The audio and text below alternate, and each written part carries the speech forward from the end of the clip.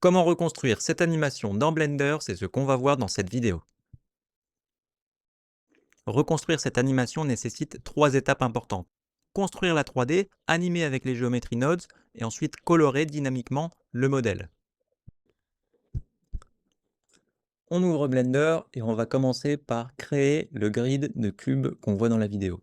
Donc pour ça, il y a 2 manières. Soit on utilise le array, euh, qu'on peut dupliquer donc sur l'axe X et Y pour générer une matrice de cubes. Mais nous, on va plutôt utiliser le Geometry Nodes pour avoir quelque chose de relativement modulaire qu'on peut faire varier beaucoup plus facilement par la suite. Donc pour ça, on crée un cube de référence et un autre cube qui va être dédié au GeoNodes. Et on va ajouter un modifier qui va être Geometry Nodes. On ouvre le panel en dessous et on enlève le lien qui ne sert à rien. Donc je vais ajouter un mesh line pour avoir premièrement un vecteur de cube juste sur un seul axe que je vais attacher à un instance endpoint et puis un translate instances. Vous verrez par la suite à quoi ça sert. Donc je vais rajouter un object info pour référencer le cube que je vais lier à instance de instance endpoint. Et pour cela, il faut que j'aille dans le petit onglet object, chercher le cube de référence qu'on a au préalable nommé correctement, et on voit donc qu'on a un vecteur de cube sur l'axe Z. Donc si je clique dessus, c'est assez modulaire pour pouvoir le faire varier en termes de distance. Ici, on voit que on a tout sur l'axe Z, mais nous, ce qu'on veut, c'est l'axe XY. Donc en fait, on ne veut pas un line, on veut un grid.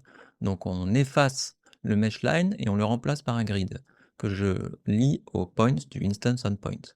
Ensuite, je vais changer les sizes x et y à 50, enfin à 100, et les vertices x et y à 50. Comme ça, je vais avoir des cubes qui vont être bien collés. Et on a fait la première partie. Maintenant, on va ajouter l'animation. Donc pour ça, on va animer selon une fonction mathématique qu'il va falloir découper comme une équation. J'ai choisi le sinus, donc je vais ajouter sur une position un separate x, y, z. Ensuite, je vais lier à un multiply, puis un add qui va faire la somme. Ensuite, je vais ajouter un sin qui va être la fonction sinus. Ensuite, un multiply, et puis enfin, un combine x, y, z. Je vais mettre le z en valeur, enlever le x, et je vais relier ça au translation. Donc maintenant, on voit comme c'est assez modulaire qu'on peut jouer sur la fréquence, le déphasage de la fonction, et donc commencer à animer de belles choses. Ici, on va pouvoir détecter les nœuds de la fonction, et changer comme on veut. Donc nous, ce qu'on veut, c'est une fonction qui s'étale sur x et y. Donc je vais dupliquer le multiply et l'ajouter sur le add. Et là, ce qu'on voit, c'est qu'il y a une fonction, mais en diagonale. Maintenant, ce que je veux, c'est ajouter une dépendance au temps. Donc pour ça, je vais ajouter un add juste après le premier add et le multiplier par le temps. Pour ça, il y a un autre qui est assez sympa, qui est le SynTime. Donc il suffit de l'ajouter et le lier au multiply pour que lorsque l'on clique sur play, donc là je vais ajouter un panneau timeline. Si je clique sur play, on voit tout bouger en fonction du temps. Et encore une fois, si je modifie en direct les petits modules, on va pouvoir modifier la fréquence, le déphasage, etc. Maintenant, il nous reste à appliquer un matériau qu'on va aussi essayer d'animer en fonction du temps. Donc pour ça, je vais relier le dernier nœud à un set material que je vais relier à la sortie, qui va se faire automatiquement. Je vais lui assigner un matériau, donc là j'en ai un, je vais prendre le material. Et ensuite, je vais aller dans le shader editor. Je vais lui ajouter un color ramp pour avoir un espèce de gradient de couleur, que ça soit un peu plus joli.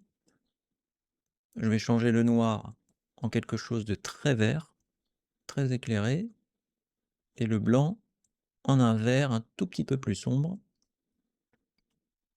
Et maintenant, je vais pouvoir passer à l'animation. Donc là, ce qu'on voit, alors je ne vais pas appliquer le matériau.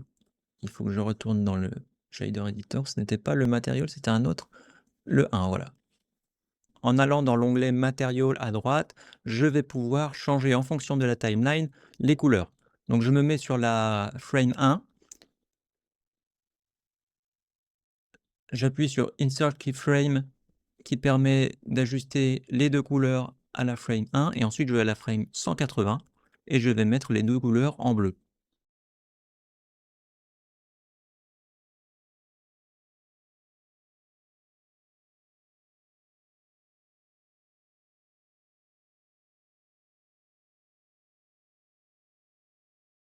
Si je retourne sur la caméra, je la set comme active ou alors le bouton 0. Je peux, voilà, contrôler la caméra, on va la mettre juste en surface.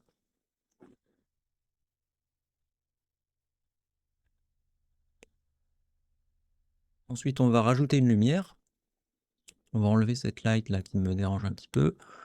On va ajouter un sun, ça va être plus simple. Le tourner. Voilà. On va se mettre en cycles. On va changer les max samples en 24 parce qu'il n'y a pas besoin de plus pour l'instant. Le device, on va mettre GPU compute, donc si vous avez une carte GPU, c'est beaucoup plus simple. Et on va sur le render mode. Pourquoi c'est noir? Parce que l'environnement est noir. Donc si je tourne la lumière, rien ne va changer. Il va falloir que je tourne la couleur de l'environnement, vous allez voir, ça va aller tout seul. Donc ça, c'est le petit onglet à droite au niveau du monde, là, qui ressemble à un monde.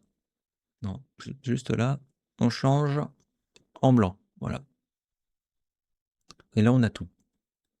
Autre chose qui peut être assez sympa, c'est que maintenant tout est modulaire. On a un cube de référence qu'on va pouvoir remodeler.